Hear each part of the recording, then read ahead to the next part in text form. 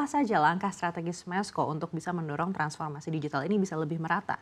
Betul, sebetulnya digitalisasi ini kan sudah dilakukan oleh pemerintah ketika masa pandemi.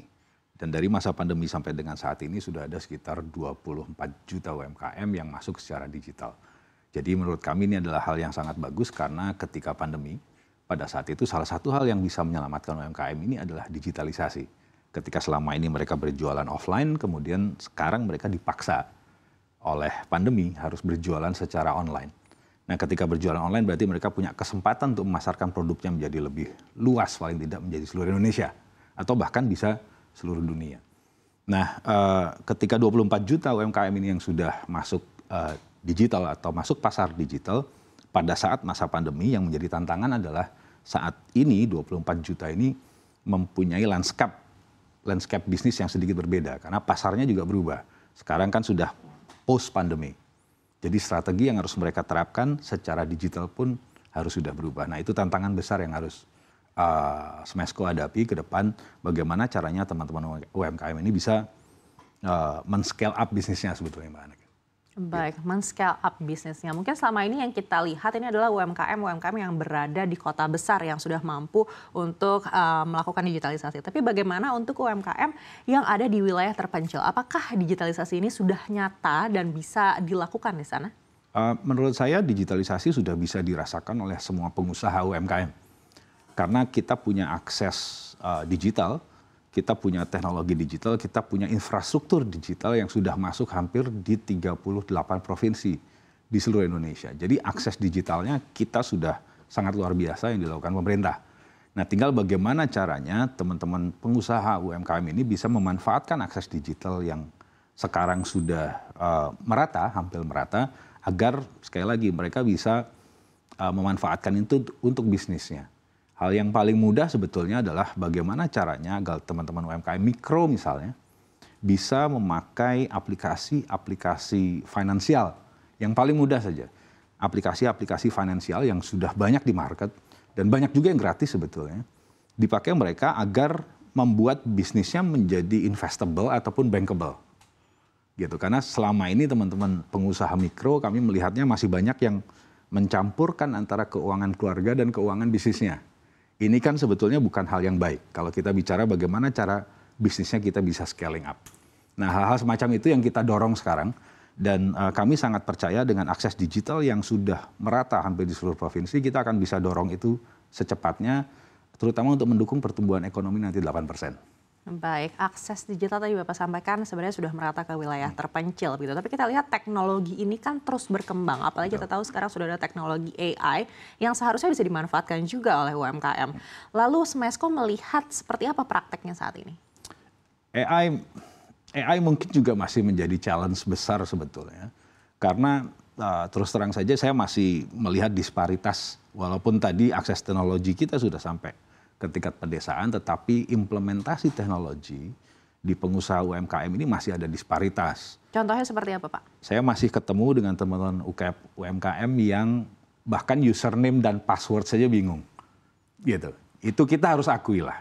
Gitu. Tetapi juga teman-teman pengusaha kecil dan pengusaha menengah yang sudah memulai AI, itu juga sudah ada. 2 hari yang lalu saya ketemu dengan salah satu pengusaha AI, anak Indonesia juga, dan dia sudah bisa memproduksi satu chatbot yang sangat bagus untuk teman-teman UMKM, tapi ini mungkin di kecil dan menengah ya. Pengusaha kecil dan pengusaha menengah yang human-like, Mbak. Jadi ketika kita bicara dengan chatbot itu sudah tidak merasa bicara dengan AI. Kita nggak akan tahu kalau itu ternyata dengan AI. Nah, hal yang semacam ini yang kita dorong. Karena trigger sales, trigger omset, itu adalah hal yang sangat bagus untuk penetrasi AI masuk ke teman-teman UMKM. Baik, tadi Bapak katakan akan didorong oleh Smesco. Lalu inisiatif apa yang akan dilakukan sebagai langkah konkret untuk bisa mendorong implementasi teknologi AI tersebut di wilayah terpencil? Yang pertama sebetulnya kita perlu cerita baik. Kita perlu studi kasus yang berhasil.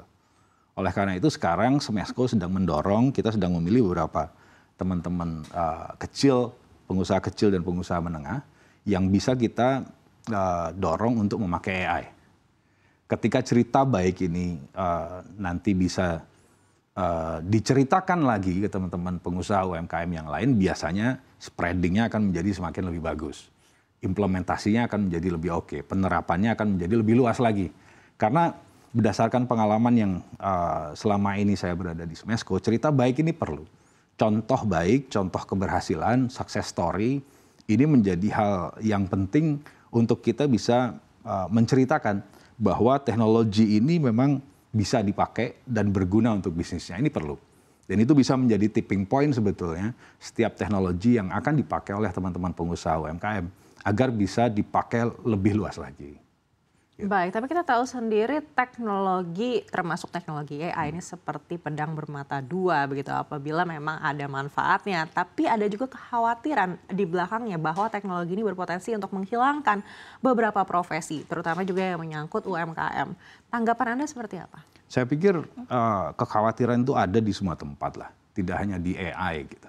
Tetapi yang sedang kita usahakan adalah bagaimana AI ini tidak menjadi tidak merubah atau tidak menghapuskan profesi-profesi yang lama, tapi bagaimana caranya bisa mengkomplementari profesi yang lama.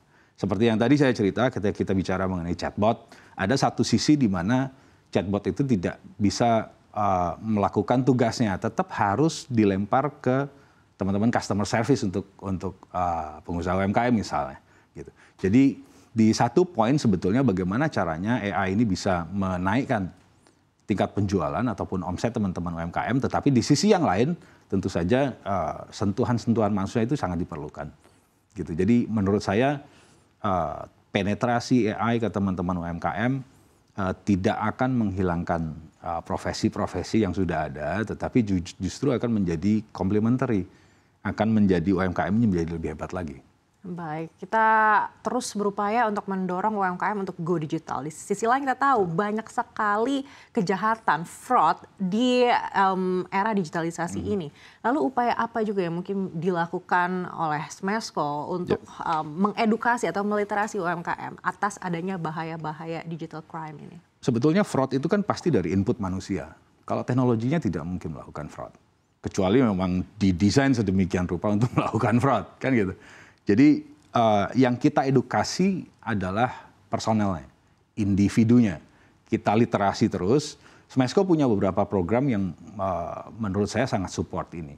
Setiap tahun kami punya Indonesia Digital Meetup, teman-teman pengusaha yang ingin men-scaling up usahanya. Mereka berkumpul di Smesco. Tahun lalu kita punya sekitar 4.000 sampai 5.000 pengusaha yang siap untuk scaling up bisnisnya. Gitu. Jadi fraud itu menurut kami selalu ada di sisi individunya, bukan di sisi teknologinya. Jadi setiap teknologi yang ada untuk teman-teman UMKM ya kita harus dorong gitu. Karena biar bagaimanapun juga transparansi, laporan keuangan yang transparan, laporan keuangan yang memang dipergunakan sebagaimana mestinya gitu. Itu akan membantu teman-teman UMKM untuk tumbuh terus.